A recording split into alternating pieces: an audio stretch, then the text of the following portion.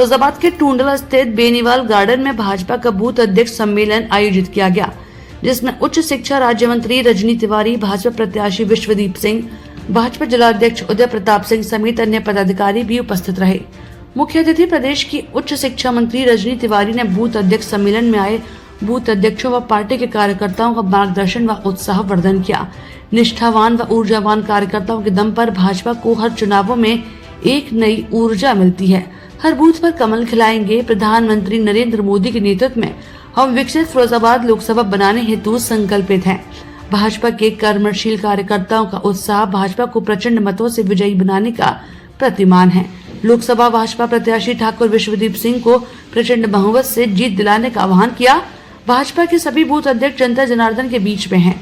प्रदेश के हर बूथ पर प्रचंड बहुमत से कमल खिलाकर प्रदेश की सभी लोकसभा सीटों पर ऐतिहासिक जीत दर्ज कर प्रधानमंत्री नरेंद्र मोदी के संकल्प अब की बार 400 पार में अपनी हिस्सेदारी सुनिश्चित करने के लिए प्रतिबद्ध हैं।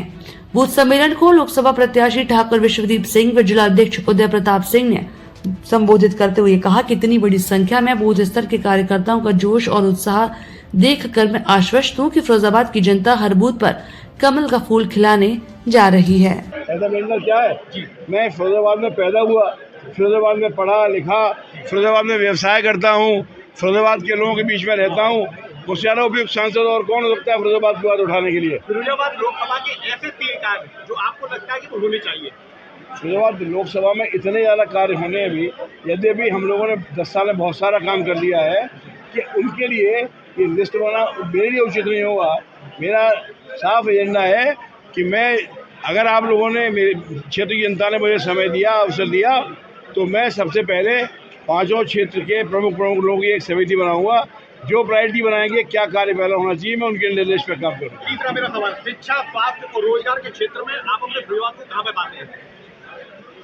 शिक्षा के क्षेत्र तो मुझे काम करने का अवसर मिल रहा है, मैं काम कर रहा हूँ। और मैं एक बात जरूर कहना चाहता हूँ रोज़गार के बारे में कि जहाँ तक कुशल लोगों का प्रश्न है, उनके लिए रोज़गार की कोई कमी नहीं है, सिर्फ अकुशल लोगों के लिए रोज़गार की कमी है।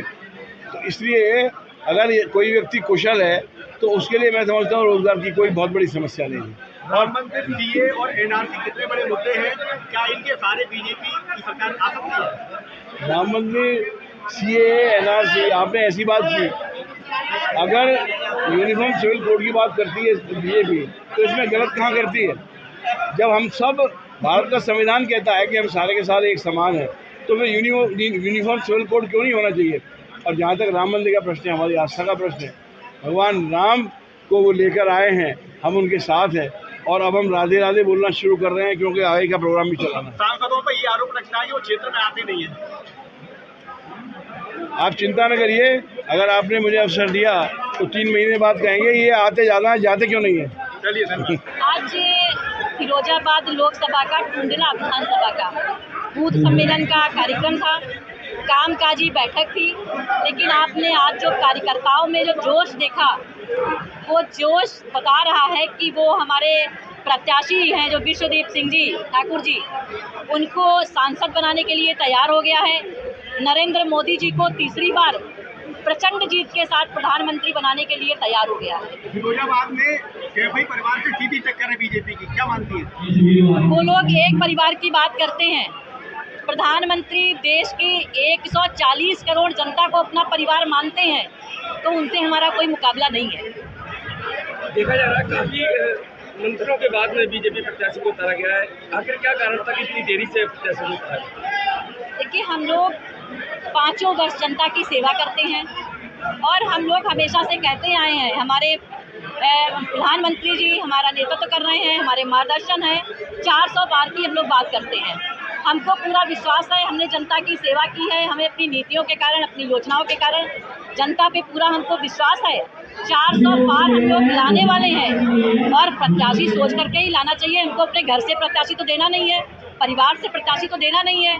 हमारे लिए हमारा देश, हमारा कार्यकर्ता सब हमारे साथ में है, तो हम बहुत सोच समझ करके प्रत्याशी लेकर के आते हैं जो जनता की सेवा करें। हम एक सवाल हो रहा है, जौनपुर में देखा जा रहा है कि महाराष्ट्र से प्रत्याशी को बुलाया गया है, आखिर क्या कारण रहा कि जब धरातल पर या जौनपुर में प्रत्याशी नहीं, महाराष्ट्र से बुलाया गया? यहाँ की बात करिए, यहाँ पे हम लोग देख रहे हैं, वहाँ का भी नहीं देखा, क्योंकि साथ आगे बढ़ रहा है। यहाँ की जनता में जो आपने उत्साह देखा, तो उत्साह आप भी हमारे साथ में देख रहे थे। उन्होंने हमारे प्रत्याशी को सांसद बनाने का निर्णय ले लिया है। प्रधानमंत्री जी को इस बार उत्तर प्रदेश की 80 सीट के साथ में 400 पार के साथ में हम लोग नरेंद्र मोदी जी को तीसरी बार प्रधानमंत्री बनाने जा रहे हैं।